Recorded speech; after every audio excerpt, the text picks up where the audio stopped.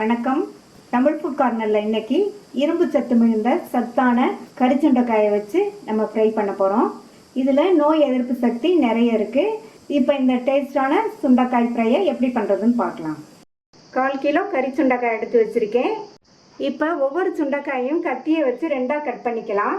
அல்லது இந்த மாதிரி ஒரு வெயிட்டான கல்லை வச்சு நம்ம ஒவ்வொரு சுண்டைக்காயும் நச்சுக்கலாம். இப்போ நான் 2 கட் பண்ண போகிறேன்.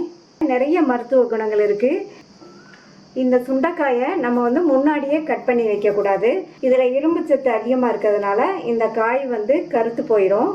நம்ம சமையலுக்கு தேவையான வெங்காயம், தக்காளி இதெல்லாம் கட் பண்ணி வச்சுட்டு அதுக்கப்புறம் தான் நம்ம இந்த சுண்டைக்காயை கட் பண்ணணும்.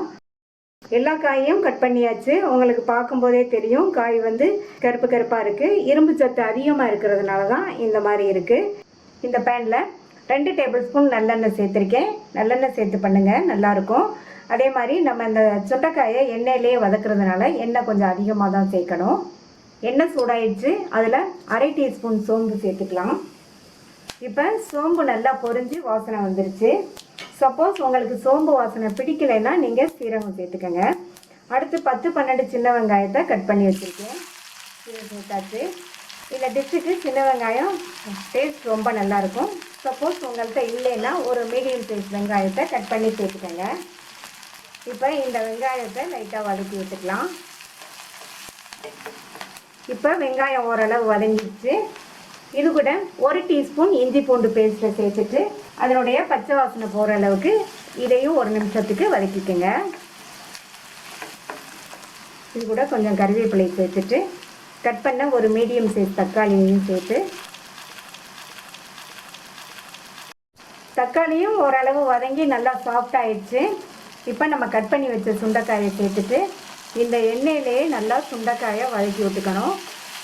சுண்டைக்காய் வதங்க நல்லா சாஃப்ட் ஆயிரும். எந்த அளவுக்கு நம்ம வதக்குறோமோ அந்த அளவுக்கு சுண்டைக்காய் நல்லா சாஃப்ட் ஆயிரும். சுண்டைக்காய் வதங்கும் போது ஸ்டவ்வோட தீயை குறைச்சி வச்சே வதக்கிக்கோங்க. இப்போ சுண்டைக்காயை நம்ம எண்ணெயிலேயே வதக்கிட்டோம். நம்ம ஸ்டார்டிங்கில் சேர்க்கும்போது இருந்ததை விடவே இப்போ கலர் மாறி இருக்கு.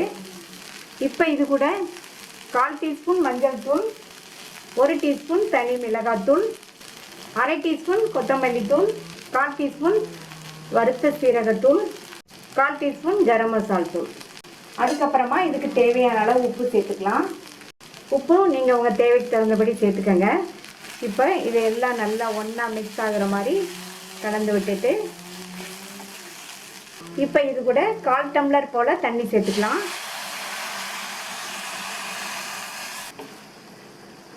மறுபடியும் நல்லா ஒரு தடவை மிக்ஸ் பண்ணி விட்டுட்டு மூடி வச்சிடலாம்.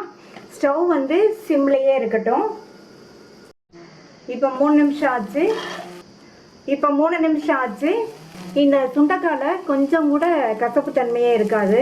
சுவையான சத்தான கரிச்சுண்டைக்காய் ஃப்ரை சூப்பராக ரெடி ஆயிடுச்சு. ட்ரை பண்ணி பார்த்துட்டு உங்கள் கமெண்ட்ஸை சொல்லுங்கள். இதுவரைக்கும் தமிழ் ஃபுட் கார்னர் சேனலை சப்ஸ்கிரைப் பண்ணாதவங்க சப்ஸ்கிரைப் பண்ணிவிட்டு பக்கத்தில் உள்ள பெல் பட்டனையும் கிளிக் பண்ணிக்கோங்க. தேங்க்யூ.